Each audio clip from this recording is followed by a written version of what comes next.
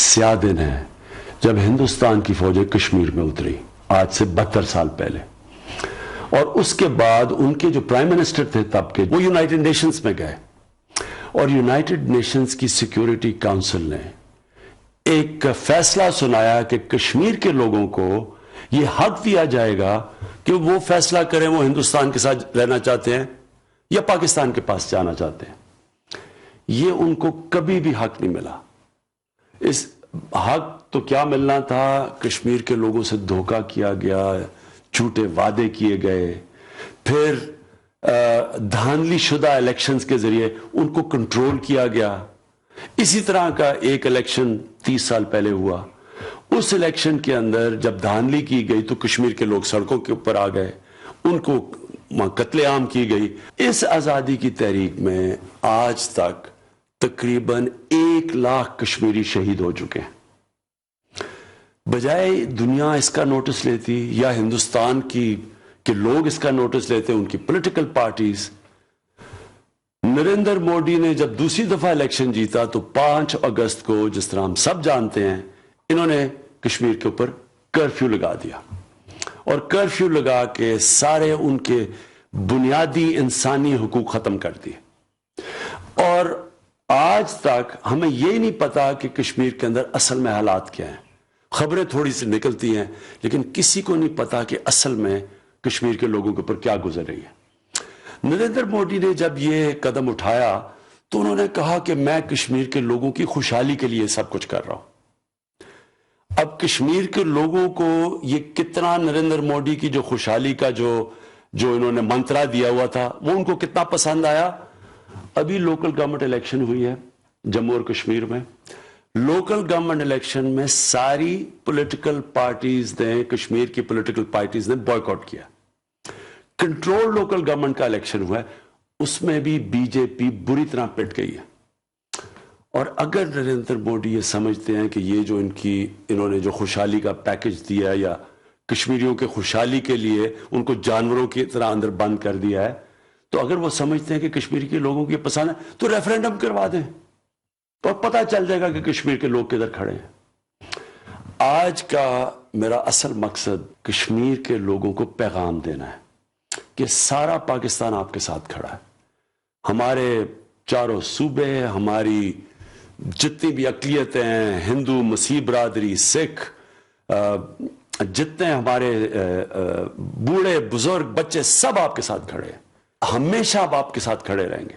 मैंने खुद बड़े बड़े लीडर्स जो कि मगरबी लीडर्स, प्रेसिडेंट ट्रंप से लेके बरतानिया का प्राइम मिनिस्टर, फ्रांस के प्रेसिडेंट, जर्मनी के चांसलर, जिससे मैं मिला हूं, मैंने सबको बताया कि कश्मीर में कश्मीरियों के ऊपर किस तरह का जुल्म हो रहा है।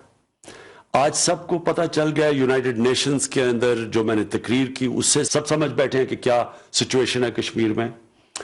और मैं ये आपको यकीन दिलाना चाहता हूं कि हम हर तरह, ये पाकिस्तान आपकी हर फोरम के ऊपर आपकी सपोर्ट करेगा। मैं जो आज एक खास अपनी कौम को पैगाम देना चाहता हूं, ये बड़ा जरूरी है समझना।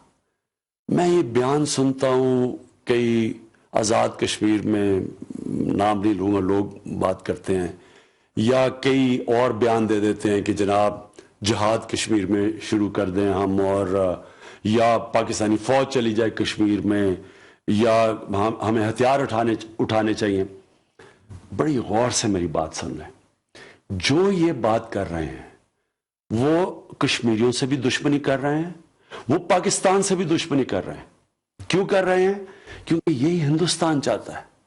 हिंदुस्तान ने जो 9 लाख फौज कश्मीर में रखी हुई है, वो दहशतगर्दी के खिलाफ नहीं रखी, वो कश्मीर के लोगों के ऊपर दहशत फैलाने के लिए रखी हुई है। उसका मकसद ही एक है कि कश्मीरियों को इस तरह दबाओ फौज से कि वो जो अपनी आजादी की तहरीक है उससे पीछे हट जाए, जो कि यूनाइटेड नेशन से उनको हक दिया हुआ है वो भूल जाए। उनका मकसद ही ये है।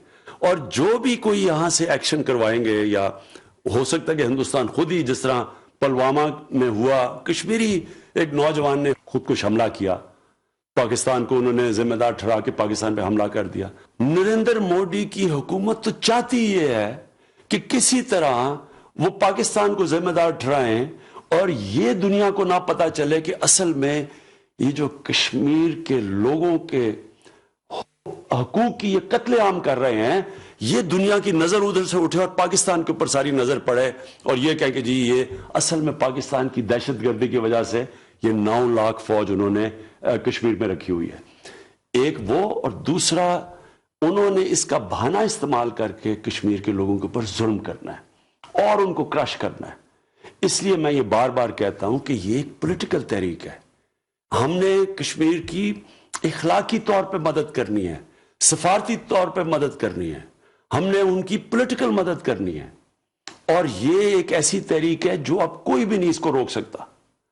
میں آج کشمیر کے لوگوں کو یہ پھر سے کہنا چاہتا ہوں کہ سفیر تو میں آپ کا ہوں ہی، اور آپ سے میں نے وعدہ کیا تھا آپ کا میں سفیر بنوں گا، لیکن میں آپ کا ترجمان بھی بنوں گا، میں آپ کا وکیل بھی بنوں گا، میں آپ کے ساتھ کھڑا ہوں گا، اور انشاءاللہ جو آپ کا حق ہے، جو یونائٹڈ نیشنز کی سیکیورٹی کاؤنسل نے آپ کو حق دیا تھا، the right to self determination, کہ آپ کا حق تھا آپ اپنی زندگی کا فیصلہ کریں، آپ کیا کرنا چاہتے ہیں، آپ کیا مستقبل چاہتے ہیں.